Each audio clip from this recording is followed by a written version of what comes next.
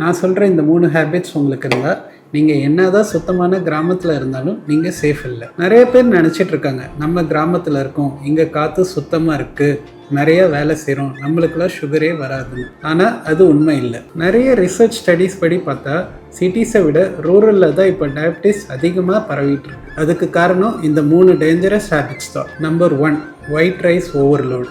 காலையில், மதியம், ராத்திரி 3 வேளையும் அந்த ஒயிட் பாலிஷ்டு ரைஸ் தான் சாப்பிட்றாங்க. அதில் ஃபைபரும் இல்லை, ப்ரோட்டீனும் இல்லை, வெறும் கார்போஹைட்ரேட்ஸாக இருக்குது. Number 2, zero moment life style.